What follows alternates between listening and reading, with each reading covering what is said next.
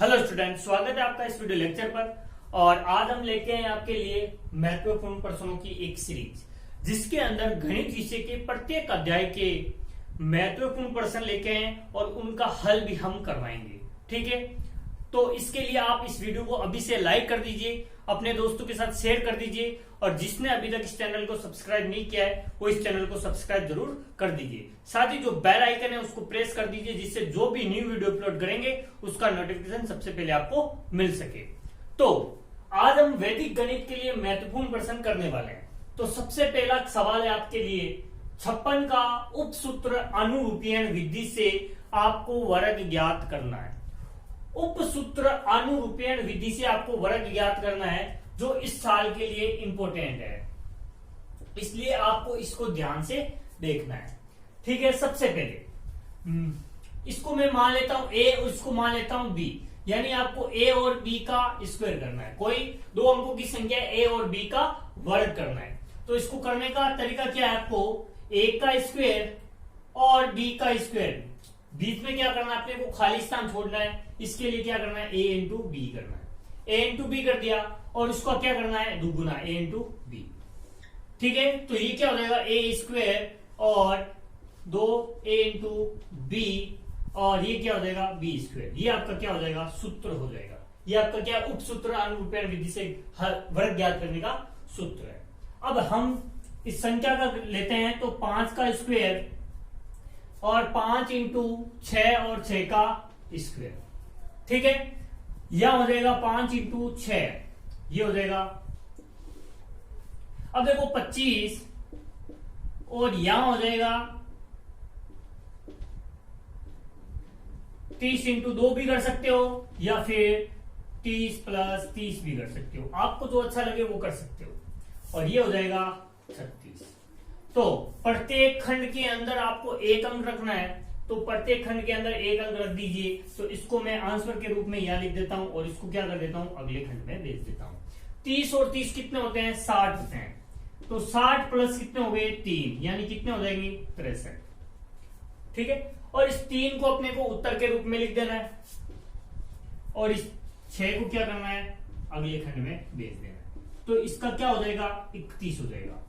25 plus 6 करेंगे तो कितना होगा, 31 होगा। और 31 को अपने को क्या लिखना है, अगले आंसर के रूप में। इसका उत्तर कितना हो जाएगा, 3136 इसका उत्तर हो जाएगा। ठीक है दोस्तों, ये आपके लिए इंपॉर्टेंट विधि थी, 56 का उपसूत्र अनुरूपीयन विधि से वर्ग ज्ञात करना। ठीक है, 56 की जगह आपको कोई भी संख्या मिल सकती है, संख्या जरूर चेंज हो सकती है, लेकिन विधि का फॉर्मूला यही है। ठीक है, ये आप इसका स्क्रीनशॉट ले सकते हो। अगला प्रश्न है हमारा क्वेश्चन नंबर 2, 103 गुणा 107 का एकाधिकेन पूर्वेण विधि से आपको क्या करना है, गुणा करना है। ठीक है, तो सबसे पहले आपको हल करते हैं इसका। इसके लिए 2 शर्तें हैं, आपको वो शर्तें ध्यान में रखनी है। देखो, इकाई दहाई अंकों का योग आधार मिलना चाहिए, आधार होना चाहिए। अब आधार का मतलब क्या, 10, 100 ऐसे, तो वो अभी देखते हैं थोड़ी देर में। और दहाई अंक समान होना चाहिए, दहाई अंक समान होना चाहिए। ये 2 शर्तें हैं आपके लिए। अब इस सवाल पे आते हैं। 103 प्लस 107। अब मैंने लिखा इकाई दहाई अंकों का योग आधार होना चाहिए। या तो इकाई हम लेते हैं, इकाई तो इकाई अंकों का, और दहाई अंक यानी इकाई और दहाई दोनों लेते हैं, तो उनका योग भी क्या होना चाहिए, आधार के रूप में होना चाहिए। हम यहाँ 3 और 7 लेते हैं, तो 3 प्लस 7 करेंगे तो कितना होगा, 10। 10 आपका क्या है, एक आधार है। ठीक है, और अगला कह रहा है दहाई अंक समान होना चाहिए, तो दहाई अंक क्या है, समान है। दहाई अंक आपका क्या है, समान है। ठीक है, तो दहाई अंक आपका क्या है, समान है। दहाई अंक समान है। ठीक है, अब देखो आगे बात करते हैं इसको हल करने की। तो इसके 2 खंड बनने वाले हैं। इसके कितने खंड बनेंगे, 2 खंड बनेंगे। पहले खंड में तो 3 गुणा 7 यानी कि इकाई अंकों का गुणा करना है। ठीक है, फिर समान अंकों का हमें गुणा करना है। किस प्रकार करना है? 10 इंटू 10 का एकाधिक 10 इंटू 10 का एकाधिक, तो कितना हो जाएगा 10 इंटू 11 और ये कितना हो जाएगा 3 इंटू 7। ठीक है, अब देखो 3 इंटू 7 कितना होता है? 21 होता है, 21 और ये कितना हो जाएगा 110। हमारा उत्तर कितना हो जाएगा 110 21, ये हमारा क्या है? उत्तर है। अगला प्रश्न है हमारा 2112 भाग 97 को हम निखिलम विधि से हमें भाग देना है। तो निखिलम विधि से भाग देने के लिए आपको क्या क्या चाहिए? एक तो आधार चाहिए, एक पूरक अंक चाहिए, दो चीजें चाहिए हमें, आधार चाहिए और पूरक अंक चाहिए। ये आपका स्ट्रक्चर बना देते हैं। यहां आपकी क्या आती है? संख्या आती है, यहां आपकी संख्या आती है और यहां आपका पूरक अंक आता है, पूरक अंक। ठीक है, अब देखो संख्या आपकी कितनी है? 97। ठीक है, अब आधार आपको 97 से नियत पास में मिलना चाहिए, तो एक इसके तो 100 पास में, एक 10 पास में। ज्यादा पास में कौन सा आधार है? 100, तो आधार क्या ले लिया हमने? 100 ले लिया। ठीक है, पूरक अंक क्या हो गया? 100 माइनस 97 यानी कि 0.3, इसका क्या हो जाएगा? आपका पूरक अंक। अब 0.3 क्यों लिया हमने? 0.3 क्यों लिया या फिर 3 क्यों नहीं लिया? इसके लिए देखो आपकी संख्या कितनी है? 97, 2 अंकों की संख्या, इसलिए यहां पर भी 2 अंक आने चाहिए, इसलिए हमने 0.3 ले लिया। अब देखो यहां आपके तीसरा खंड है, इसके अंदर आपको क्या करना है? जितने आपके आधार के अंदर 0 है, आधार के अंदर 0 है, उतने ही अंक आने वाले हैं, तो इसके 2 अंक यहां लिख देते हैं, 1 और 2, और जो बच रहा है वो भी मध्य के खंड में लिख देते हैं। ठीक है, अब देखो इस पहले अंक को है जैसा लिखना है, पहले अंक को है जैसा लिखना है। अब इन दोनों का गुणा करो, 2 का मैंने 0 से गुणा किया, कितनी बार किया? 0 बार, 0 यहां लिख दो। 2 का वापस 3 से गुणा किया तो 3 3 6, सॉरी 3 दूनी 6। ठीक है, अब देखो इसको जोड़ना है, 1 हो गया। अब 1 का वापस इसके अंदर क्या करना है? गुणा करना है। 0 में 1 का गुणा किया 0, और 1 का 3 में गुणा किया तो 3। अब इनको जोड़ दो, 5 और ये हो गया 7। ये हमारा क्या है? उत्तर है। यहां आपका भागफल कितना आया? भागफल आया आपके 21 और शेषफल कितना है आपके? 75। शेषफल कितना आया? 75। आपको यहां लास्ट में आपको उत्तर के रूप में लिखना है, यही हमारा क्या है? उत्तर है। ठीक है, अगला प्रश्न देखते हैं। अगला प्रश्न है आपका कि ध्वजांक विधि से भाग देना है आपको। ये संख्या दे रखी है 119 में इसका भाग देना है। ठीक है, तो इसके अंदर भी कितने खंड बनते हैं? 3 खंड बनता है, 3 खंड बना देते हैं। ठीक है, तो आपको यहां कितने अंक आएंगे इसके लिए आपको ध्वजांक देखना पड़ेगा। देखो 111 है आपका, 119 इसमें ये ध्वजांक है और ये आपका मुख्यांक है। ठीक है, अब देखो आपका मुख्यांक आया आपका 11 और ध्वजांक आपका आया 9। ठीक है, अब इसे 9, ये एक अंक की संख्या है, तो लास्ट वाले खंड में आपको 1 अंक मिलना चाहिए, तो 7 को मैं यहां लिख देता हूं। ठीक है, और जो भी बच रहा है उसको मैं यहां मध्य खंड में लिख देता हूं। तो क्या हो गया? 5 9 2 8 3। अब एक और बात, क्या मैं इस 9 को और छोटा कर सकता हूं? क्या मैं इस 9 को और छोटा कर सकता हूं? बिल्कुल कर सकता हूं। तो क्या लिखेंगे? 119 को विनकुलम संख्या में बदलने पर,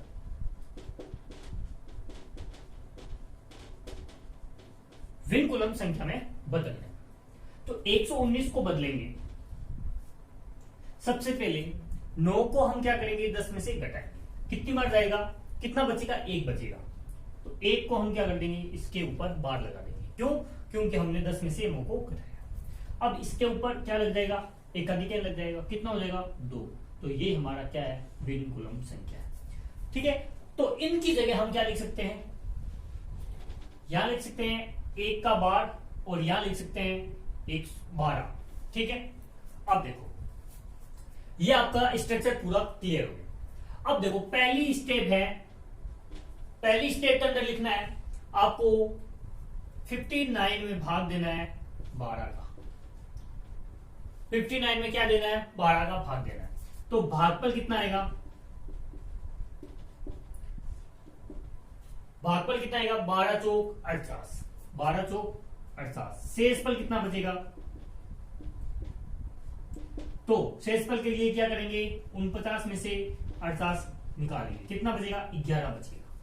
तो यहां आता है आपका भागफल, यहां आता है शेषफल। तो भागफल की जगह लिख देंगे 4, शेषफल की जगह यहां लिखेंगे 11। देखो ये आपका शेषफल यहां आएगा, लेकिन ये जो शेषफल आता है वो हम अगले अंक के नीचे पूर्व में लिखते हैं। ठीक है, पहला स्टेप क्लियर हो गया। दूसरा स्टेप है नया भाज्य। नया भाज्य कितना है भाई? 119, 112। कितना आया? 112 आया। अब देखो संशोधित भाज्य, संशोधित भाज्य 112 माइनस 4 इंटू, यानी कि फर्स्ट भागफल गुणा ध्वजांक। यह आपका सूत्र है, फर्स्ट भागफल गुणा ध्वजांक। तो 112 माइनस फर्स्ट भागफल कितना है? 4 है, इंटू ध्वजांक कितना है? 1 का विनकुल। तो 112 माइनस 4 इंटू माइनस 1 करेंगे तो 4 माइनस का देगा। तो 112 प्लस 4 तो कितना हो जाएगा? 116। अब ठीक है, अब देखो मैं उसको मिटा रहा हूं, इसको हटा रहा हूं। ठीक है, इसको हटा देते हैं। अब देखो अगली चीज आई अपने पास संशोधित भाज्य। कितना आया? 116 आ गया। अब इसे 116 में 12 का भाग देना है, 12 का भाग देना। तो कितनी बार जाएगा? भागफल कितना होगा? तो भाग जाएगा 9 बार। कितनी बार जाएगा? 9 बार। और शेषफल कितना बचेगा? शेषफल बचेगा 116 माइनस 108, यानी कि आपका शेषफल कितना बचेगा? 8 बचेगा। तो 9 को मैं भागफल के रूप में लिख देता हूं और 8 को हमें अगले अंक के पूर्व में लिखना है। अगला अंक कौन सा है? 8 है, 8 के पूर्व में। आप एक बार इसका स्क्रीनशॉट ले लीजिए, हम अगले स्टेप पर बढ़ते हैं। ठीक है, मैं इसको मिटा रहा हूं, आपने स्क्रीनशॉट ले लिया होगा। अब देखो आगे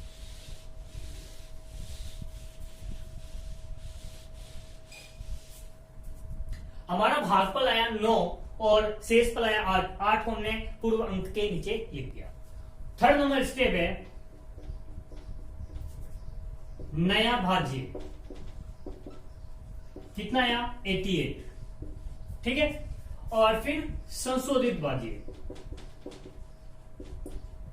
संशोधित भाज्य तो 88 माइनस सेकंड भागफल और गुणा ध्वजांक। यह आपका सूत्र। तो 88 माइनस सेकंड भागफल कितना है? 9 इंटू 1 का विनकुलम। तो कितना हो जाएगा? 88, यानी 88 प्लस 9 कितना हो गया? 97। अब देखो स्टेप नंबर 4 है 97 में भाग देना आपको 12 का, यानी कि मुख्यांक का भाग देना अपने को। तो कितनी बार जाएगा? भागफल तो आपका जाएगा, भागफल कितना आएगा आपका? 8 आएगा। भागफल आपका आएगा 8 और शेषफल आपका बचेगा 1। ठीक है, तो भागफल की जगह मैं लिख देता हूं भागफल, शेषफल को अगले अंक के नीचे पूर्व में लिख देता हूं। ठीक है, अब देखो इसको मैं मिटा रहा हूं। ठीक है, इसको आप स्क्रीनशॉट ले सकते हो इसका। ठीक है, अब देखो अगली चीज स्टेप नंबर 5 नया भाज्य। नया भाज्य कितना आया भाई? 13 आया। नया भाज्य 13 आया तो कितना हो जाएगा? 13 संशोधित भाज्य। संशोधित भाज्य 13 माइनस थर्ड भागफल गुणा ध्वजांक। ठीक है, 13 माइनस 8 गुणा 1 का विनकुलम तो 13 माइनस और ये हो जाएगा प्लस, कितना हो जाएगा 21। कितनी बार जाएगा 21 आ जाएगा। अब छठे स्टेप में आपको 21 में भाग देना है 12 का। कितनी बार जाएगा, एक बार जाएगा। कितनी बार जाएगा, एक बार। भागफल कितनी बार गया, एक बार गया। तो शेष फल कितना बचेगा, तो 21 माइनस 12 करेंगे तो 9 शेष फल बचेगा। तो 9 को अपने को अगले संख्या के नीचे आपको पूर्व में लिखना है। इसको मैं मिटा, अब देखो आगे आपका स्टेप है आपका 6। तो नया भाज्य क्या हो जाएगा 97। संशोधित भाज्य,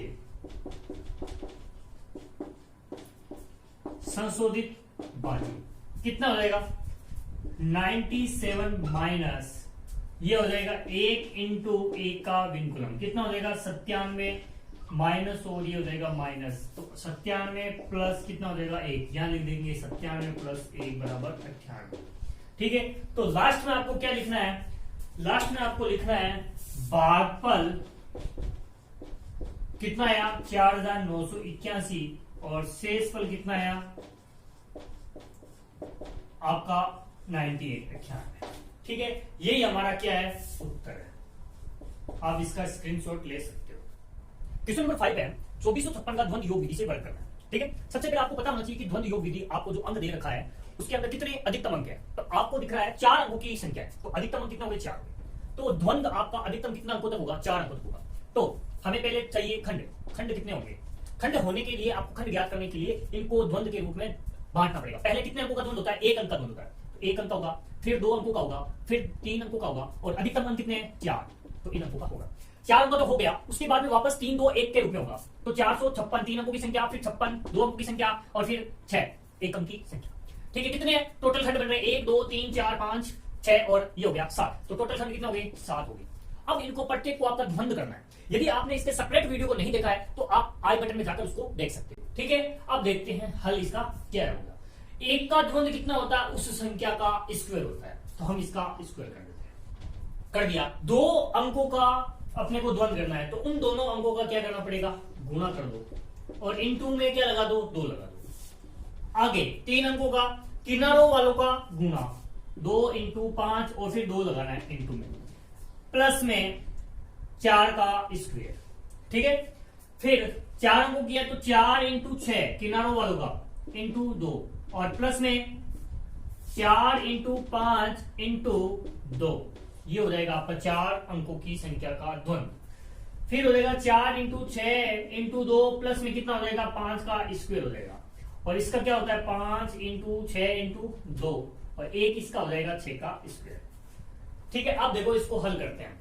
2 का स्क्वायर का मतलब क्या हो गया 4, 2 इंटू 4 8 8 दूनी 16, ये हो जाएगा 5 दूनी 10 और 10 गुणा 2 यानी कि हो गया 20 प्लस में 16। 4 का स्क्वायर कितना होता है 16। 2 इंटू 6 12 12 दूनी 24 प्लस 5 दूनी 10 और 10 दूनी 4 यानी कि हो गया 40। अब देखो आगे 6 चौक 24, 24 इंटू 2 यानी कि हो गया 48 और प्लस में कितना है 25, 5 का स्क्वायर यानी 25। 5 इंटू 6 यानी कि 30 दूनी 30 हो गया, 5 इंटू 6 यानी 30 और 30 इंटू 2 यानी कि हो गया 60। अब आगे बात आती है 6 के स्क्वायर की, तो 36 होता है। ये आपका हो गया। अब देखो इनको और हल कर देते हैं। 4 16 इसका हो जाएगा 0 और 6 6 और 1 यानी ये हो गया 36, 4 और ये हो गया 64, ये हो जाएगा 8 5 13 और ये हो जाएगा 73, ये हो जाएगा 60 और ये हो जाएगा 36। अब इनकी ये बात हो गई। अब क्या करना है आपको, प्रत्येक खंड के अंदर एक अंक को लेना है उत्तर के रूप में। प्रत्येक खंड के एक एक अंक को लेना है।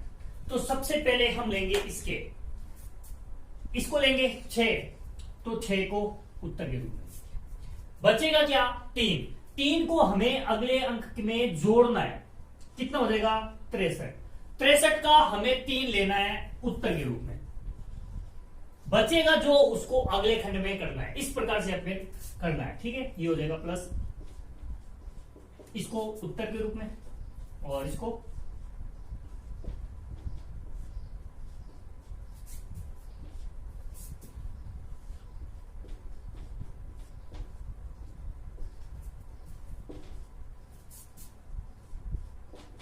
सोलह प्लस 4 कितना हो गया 20, 20 का 0 और ये हो जाएगा +2 यानी कि 6, तो ये हो जाएगा 6। तो इसका उत्तर कितना आ जाएगा अपने पास 60 31 936। इसका उत्तर कितना हो गया 60 31 936। इसका क्या हो गया उत्तर हो गया। ये हमारा द्वंद्व योग विधि से हल था। अगला प्रश्न है क्वेश्चन नंबर 6, 45 का सूत्र एकाधिकरण पूर्वण विधि से घन ज्ञात कीजिए। देखिए पिछले 2 सालों से आपके घन का प्रश्न नहीं आ रहा है, तो ये इस साल के लिए इंपोर्टेंट है, तो इसको ध्यान से देखना। सबसे पहले इस सूत्र एकाधिकरण पूर्वण विधि से ज्ञात करने के लिए आपको एक सूत्र ध्यान में रखना है। सूत्र क्या होता है, सबसे पहले आपको इकाई और दहाई अंकों का पता है। इसको बोलते हैं इकाई अंक और इसको बोलते हैं दहाई अंक। ठीक है, तो दहाई अंक का स्क्वायर और गुणा एकाधिकरण। अब बात करते हैं वापस दहाई अंक का स्क्वायर इनटू विचलन। ठीक है, दहाई अंक का स्क्वायर इनटू एकाधिकरण, दहाई अंक का स्क्वायर इनटू विचलन। फिर बात आती है आपके 3 गुणा दहाई इनटू इकाई का स्क्वायर, और अगले खंड में आपको इकाई का क्यूब करना है। इकाई का क्यूब, यह आपका सूत्र है। सूत्र क्या है, दहाई अंक का स्क्वायर करना है और उसका एकाधिकरण का गुणा करना है। अगले खंड में दहाई अंक का स्क्वायर करना है इंटू विचलन करना है।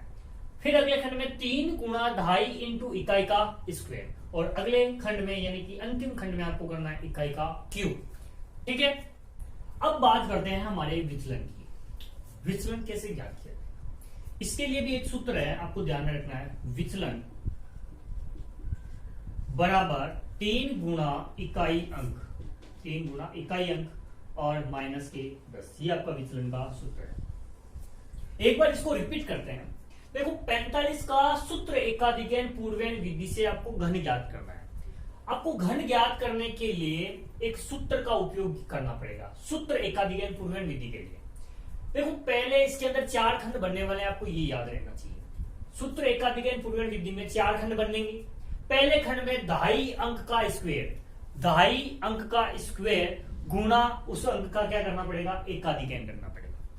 दूसरे खंड में दहाई अंक का स्क्वायर गुणा विचलन। विचलन का सूत्र क्या होता है, 3 गुणा इकाई माइनस 10। अगले खंड में करना है 3 गुणा दहाई गुणा इकाई का स्क्वायर। ठीक है, देखो पहले 2 खंडों में तो आपको दहाई का स्क्वायर करना है, और तीसरे खंड में 3 गुणा दहाई करना है इनटू इकाई का स्क्वायर, और चौथे और अंतिम खंड में आपको करना है इकाई का क्यूब। ठीक है, अब इसको हम करते हैं हल। सबसे पहले दहाई अंक क्या है आपका 4 है, तो 4 का स्क्वायर इनटू एकाधिकरण। 4 का एकाधिकरण क्या होता है 5 होता है, 5 का स्क्वायर कर देते हैं, सॉरी गुणा कर देते हैं। अब दहाई अंक का स्क्वायर, दहाई अंक का स्क्वायर यानी कि 4 का स्क्वायर, और इनटू विचलन, विचलन भी ज्ञात कर देते हैं। 3 गुणा इकाई अंक कितना है 5 है, 5 को गुणा कर दो और माइनस की 10। कितना हो जाएंगे 5 3 15 माइनस 10 यानी ये क्या हो जाएगा 5 हो जाएगा। विचलन कितना आया 5 आया, तो 5 का इसके अंदर भी क्या कर देंगे गुणा कर देंगे। अगला है 3 गुणा दहाई इंटू 5 का स्क्वायर, और ये हो जाएगा 5 का क्यूब। ये 4 खंड है और हमने इसको कर दिया। पहले खंड में क्या करना था, दहाई अंक का स्क्वायर कर दिया इंटू एकाधिकरण कर दिया, 5 होता है। दहाई अंक का स्क्वायर इंटू विचलन, विचलन भी हमारा क्या आया 5 आया, तो 5 का गुणा कर दिया, और फिर 3 इंटू 4 इंटू 5 का स्क्वायर, और अंतिम खंड में 5 का क्यूब। 4 का स्क्वायर का मतलब क्या हो गया 16 इंटू 5 हो गया, और यहां पर भी 16 इंटू 5। इधर गुणा करते हैं, कितना हो जाएंगे 3 गुणा 4 इंटू 25, और ये हो जाएगा 125। 5 का क्यूब कितना होता है 125 होता है। 16 पंजे कितना हो गया 80 हो गया, और यहां पर भी 16 पंजे 80, और 25 चौक 100 और 100 का 3 से गुणा करेंगे तो हो जाएगा 300 और ये हो जाएगा 125। और इसके अंदर भी आपको ध्यान में रखना है, प्रत्येक खंड के अंदर आपको अंक कितने मिलने चाहिए, 1 अंक लेना है। इसको मैंने उत्तर के रूप में लिख दिया और जो बचा हुआ है उसको मैंने अगले खंड में जोड़ दिया, प्लस 12 कितना हो जाएगा, 312। इसका भी क्या लेना है, 2 लेना है और जो बच रहा है वो हम अगले खंड में जोड़ देंगे। 80 और 31 को जोड़ देंगे, कितना हो गया, 0 और 1, 8 और 3 कितना हो गया, 11। इसका एक हम यहां लिख देते हैं और बाकी जो बच रहा है उसको अगले खंड में, तो 11, ये कितना हो जाएगा, 91, तो इसको 91 यहां लिख देते हैं। तो यही हमारा क्या हो गया, उत्तर हो गया।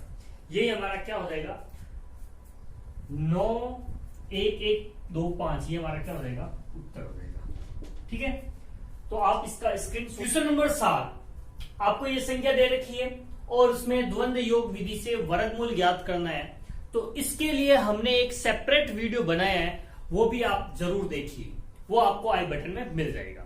अब देखते हैं इसको। दो अंकों का एक जोड़ा बनेगा, हमने बना दिया। जोड़े कितने हैं, 3 है, तो वर्गमूल में भी अंक कितने होंगे, 3 होंगे। ये आपको सबसे महत्वपूर्ण बात है। आपको सबसे पहले ये चेक करना है कि अंक कितने अंकों का एक जोड़ा बनता है, 2 अंकों का एक जोड़ा बनता है। और कितने जोड़े बन रहे हैं, 3 जोड़े बन रहे हैं, तो वर्गमूल में अंक भी कितने होंगे, जितने जोड़े उतने अंक। पहले जोड़े को हम यहां लिखते हैं और इसके बाद में एक लाइन खींचते हैं और बाकी जितने भी जोड़े हैं उनको थोड़ा थोड़ा गैप करके लिखते हैं। लिख दिया। अब देखिए, यहां जो संख्या आती है वो होती है भागवाचक। ठीक है, अब देखो पहले स्टेप में क्या लिखना है। स्टेप नंबर 1 5 है। 5 से छोटी पूर्ण वर्ग संख्या, पूर्ण वर्ग संख्या क्या होती है, आप कहोगे 4 होती है, तो मैं 4 को लिख सकता हूं 2 का स्क्वायर। जो ये 2 आया है, जहां 2 प्रथम भागफल है, जहां 2 क्या है, प्रथम भागफल है, 2 को मैं यहां लिख देता हूं। और एक बात आपको ध्यान में रखनी है, इसका दुगुना क्या होता है, भाजक होता है। इसका दुगुना क्या होता है, भाजक होता है। ठीक है, अब देखो 5 माइनस 4 का क्या कर देंगे, घटा देंगे। 5 माइनस 4 कर देंगे तो कितना हो गया, 1। ये 1 क्या है, आपका शेषफल आया। ठीक है, अब इस शेषफल को अगले अंक के पूर्व में लिखना है, तो मैं यहां लिख देता हूं। लिख दिया। अब देखो दूसरा स्टेप आता है नया भाज्य। देखो इसके अंदर क्या होता है, पहले माइनस करते हैं फिर भाग देते हैं, फिर वापस माइनस करते हैं फिर भाग करते हैं। इस प्रकार से आपको ये करना है। तो नया भाज्य क्या हो गया, 19 हो गया और 19 में किसका भाग देना है, अपने को 4 का भाग देना है। तो कितनी बार जाएगा, 4 चौक 16 और शेषफल कितना बचेगा, आपके 3 बचेगा। ठीक है, 4 को तो अपने यहां लिख देना है और शेषफल को अगले अंक के नीचे लिखना है। समझ में आया। अगली चीज, स्टेप नंबर 3 नया भाज्य। कितना है, 3 और 0 यानी कि 30 बन गया। अब देखिए नया भाज्य अपना 30 आ गया। अब लिखेंगे संशोधित भाज्य।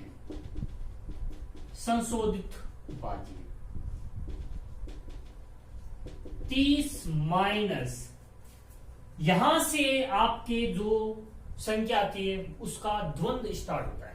तो क्या है, 4 का द्वंद्व कितना हो जाएगा, 4 का स्क्वायर यानी कि 30 माइनस 16।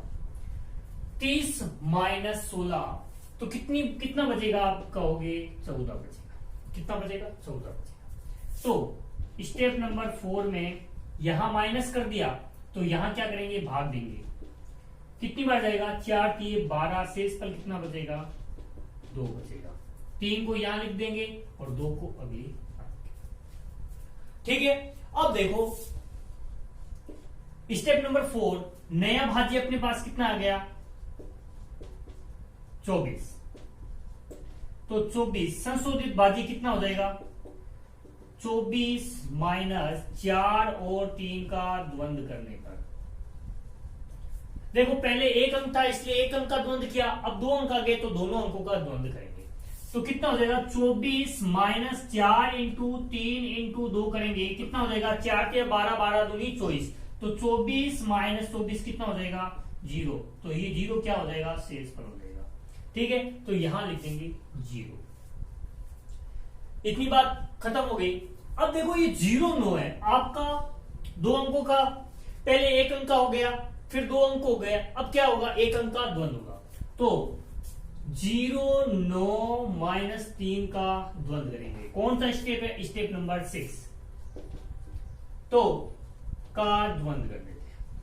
0 9 माइनस 3 का स्क्वायर यानी कि 0 9 माइनस 0 9 कितना हो जाएगा? 0।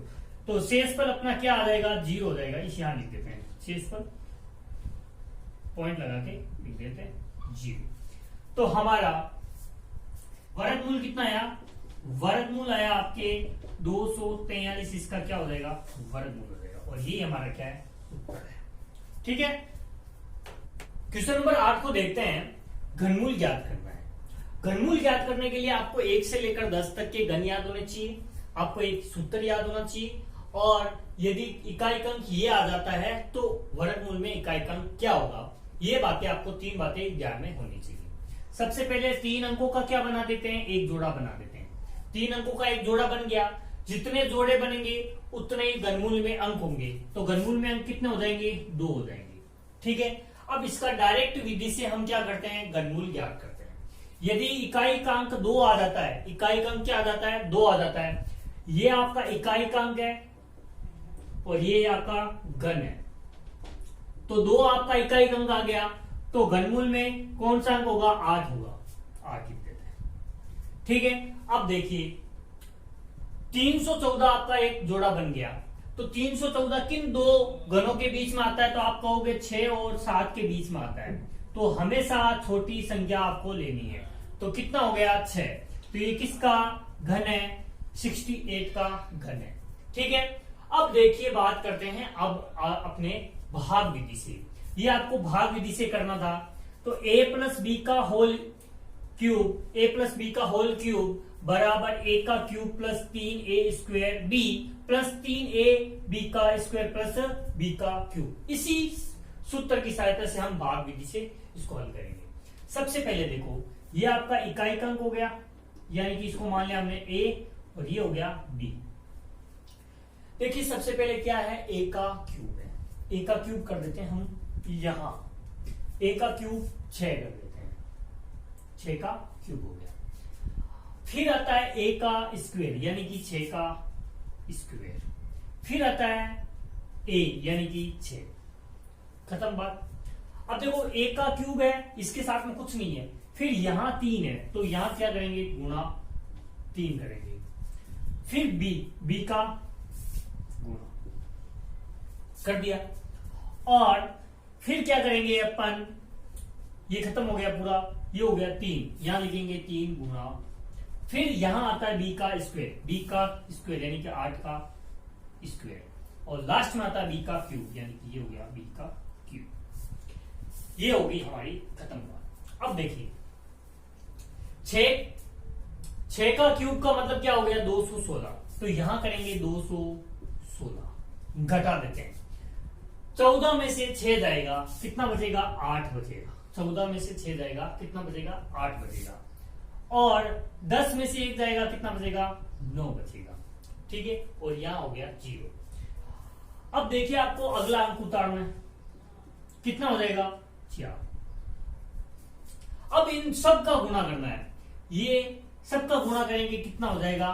देखिए 3 गुणा 36 गुणा 8, इसको हम गुणा करेंगे तो देखिए कितना हो जाएगा?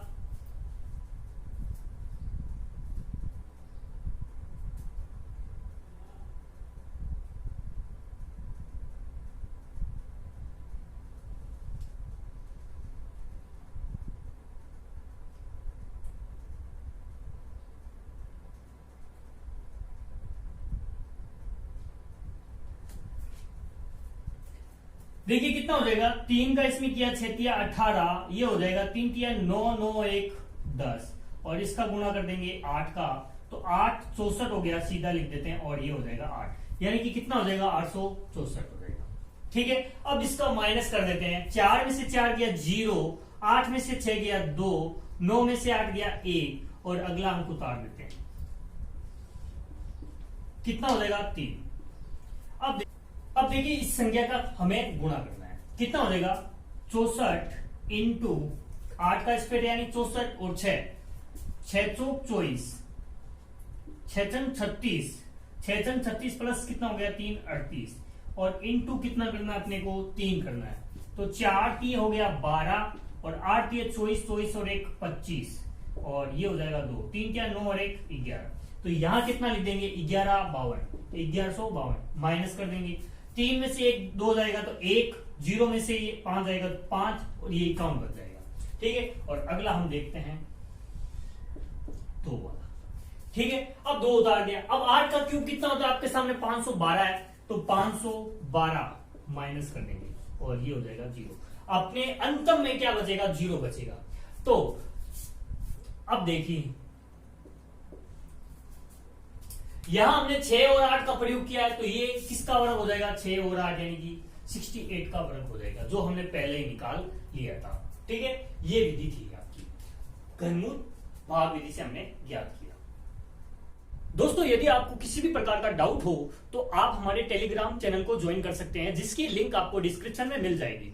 ठीक है, आज के लिए बस इतना ही। वीडियो अच्छा लगा तो इस वीडियो को लाइक जरूर करें, अपने दोस्तों के साथ शेयर जरूर करें, और जिसने अभी तक इस चैनल को सब्सक्राइब नहीं किया है वो इस चैनल को सब्सक्राइब करके हमें मोटिवेट जरूर करें। धन्यवाद दोस्तों, आज के लिए बस इतना ही।